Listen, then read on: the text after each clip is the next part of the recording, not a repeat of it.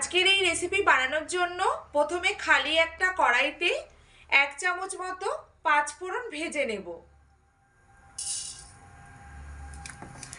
অনবরত নাড়াচাড়া করে মিডিয়াম আঁচে রেখে পাঁচফোড়ন ভেজে নিতে হবে। ততক্ষণ ভাজতে হবে যতক্ষণ না এর থেকে সুন্দর একটা ভাজা ভাজা গন্ধ বের হচ্ছে। পাঁচফোড়ন এখানে আমি 1 থেকে 1.5 মিনিট মতো মিডিয়াম আঁচে রেখে এইভাবে অনবরত নাড়াচাড়া করে ভেজে নিয়েছি। তো এবার এর থেকে কিন্তু সুন্দর একটা মিষ্টি গন্ধ বেরোচ্ছে। এবার আমি এটাকে তুলে নেব আলাদা একটা পাত্রে। এটা আমার রান্নার শেষে লাগবে, আর এটাকে কিন্তু একটু গরম অবস্থাতেই শিলে ফেলে বেটে নিতে হবে। কড়াইতে অল্প করে সর্ষের তেল দিয়ে ভালো করে গরম করে নিয়েছি, আর আঁচটাকে একদম লো হিটে দিয়ে এখানে আমি বড়ি নিয়ে নিয়েছি বেশ 10টা থেকে 12টা মতো। বড়ি হালকা আঁচে রেখে ভেজে নেব।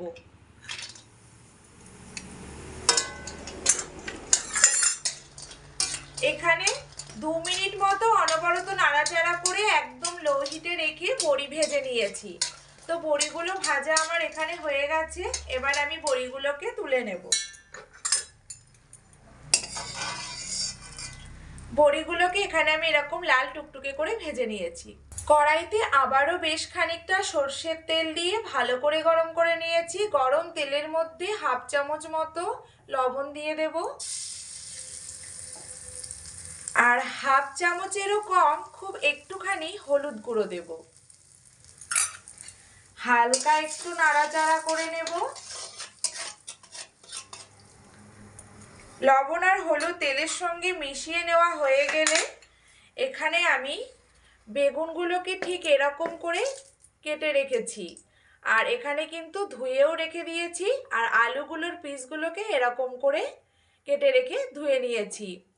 তো বেগুন আর আলুর এই পাতলা ঝোল রেসিপিতে আলু আর বেগুনগুলোকে এরকম করে কেটে নিলে কিন্তু খেতেও বেশ ভালো লাগে, আস্তে আস্তে থাকে। তো তেলের মধ্যে বেগুনগুলোকে দিয়ে প্রথমে ভেজে নেব। সবকটা বেগুনের পিস আমি এখানে একসঙ্গেই দিয়ে দিচ্ছি। বেগুনগুলোকে মিডিয়াম করে ভেজে নিতে হবে। লো টু মিডিয়াম আঁচে রেখে মিনিট 3 সময় ধরে বেগুনগুলোকে এইভাবে অনবরত নাড়াচাড়া করে ভেজে নিয়েছি। তো বেগুন এখানে ঠিক এরকম করে ভেজে নিতে হবে। কড়াইতে আবারও পরিমাণ মতো সর্ষের তেল দিয়ে নিয়েছি। সর্ষের তেলটা খুব ভালো করে গরম হয়ে গেলে তেলের মধ্যে খুব সামান্য একটুখানি পাঁচফোড়ন ফোড়নে দিয়ে দেব, আর দিয়ে দেব একটা গোটা তেজপাতা 2 টুকরো করে। হালকা একটু নাড়াচাড়া করে দেব। এবার কেটে ধুয়ে রাখা আলুর পিসগুলোকে তেলের মধ্যে ছেড়ে দেব।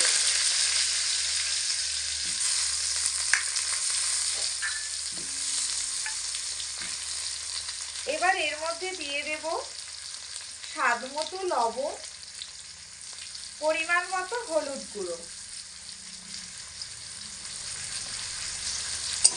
এবার আলুগুলোকে লবণ আর হলুদের সঙ্গে তেলের মধ্যে ফেলে হাই আঁচে রেখে বেশ একটু লাল করে ভেজে নেব। হাই আঁচে রেখে আলু এখানে 4 থেকে 5 মিনিট এইভাবে অনবরত নাড়াচাড়া করে ভেজে নিয়েছি। তো আলু কিন্তু আমার এখানে ভাজা হয়ে গেছে। ঠিক এরকম লাল লাল করে ভেজে নিতে হবে। এবার আমি এর মধ্যে পরিমাণ মতো জল দিয়ে দেব।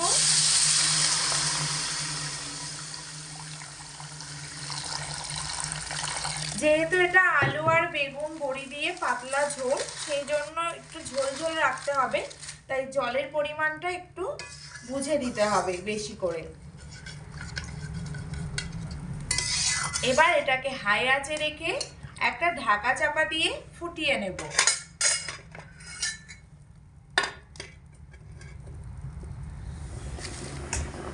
হাই আঁচে রেখে 4 মিনিট মতো সময় নিয়ে ভালো করে ফুটিয়ে নিয়েছি। এবার ঢাকনাটা খুলে দিচ্ছি। এবার চেক করে নেব যে আলু কতটা গলেছে। তো বন্ধুরা, এখানে কিন্তু আলু হাফ গলে গেছে। এবার আমি এর মধ্যে দিয়ে দেব যে বেগুনগুলো ভেজে রেখেছিলাম, সেই বেগুনের পিসগুলোকে দিয়ে দেব।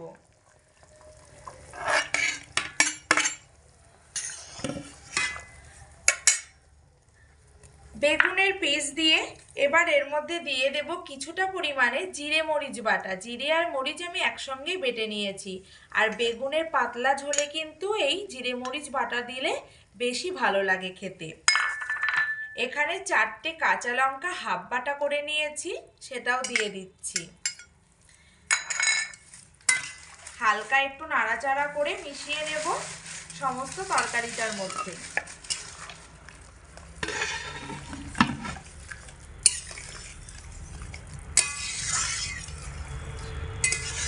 এবার এটা আমার ভালো করে মেশানো হয়ে গেছে।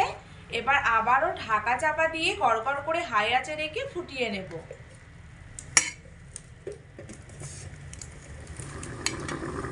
6 থেকে 7 মিনিট হাই আঁচে রেখে আলু আর বেগুন ঝোলের সঙ্গে ভালো করে রান্না করে নিয়েছি।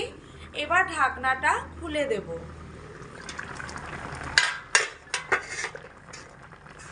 একটু নাড়াচাড়া করে দেখে নেব। তো দেখুন বন্ধুরা, ঝোল কিন্তু আগের থেকে অনেক কমে এসেছে। আর দেখব বেগুন সেদ্ধ হয়েছে কিনা। এই তো বেগুন একদম গলে গেছে, আলুও একদম সুন্দর সুসেদ্ধ হয়ে গেছে। আলু আর বেগুন গলে যাবে অথচ আস্তে আস্তে থাকবে, সেটাই কিন্তু খেতে বেশি ভালো লাগে। এবার এর মধ্যে দিয়ে দেব ভেজে রাখা বড়ি। বড়ি দিয়ে হালকা একটু নাড়াচাড়া করে নেব। এবার এর মধ্যে দিয়ে দেব যে 5 ফোড়ন ভেজে রেখেছিলাম, সেটা গুঁড়ো করে নিয়েছি মিহি করে। 5 ফোড়নটাও এখন দিয়ে দিচ্ছি, যাতে করে তরকারির সঙ্গে খুব ভালো করে মিশে যায়। এবার এই সব কিছু দিয়ে একসঙ্গে আবার একটু হাই আঁচে রেখে ফুটিয়ে নেব, ঢাকা চাপা না দিয়ে। বড়ি দিয়ে হাই আঁচে রেখে আবারও মোটামুটি 3 থেকে 4 মিনিট মতো ফুটিয়ে নিয়েছি। তো বড়িগুলো এখানে কিন্তু ফুলে উঠেছে। আর বেশি ফোলাতে গেলে কিন্তু আবার ভেঙে যাবে, গোটা থাকবে না তখন, আর ভালোও লাগবে না খেতে। তো তরকারিটা আমার এখানে হয়েই গেছে। এবার আমি খুব সামান্য করে 1 চিমটি একটু চিনি দিয়ে দিচ্ছি।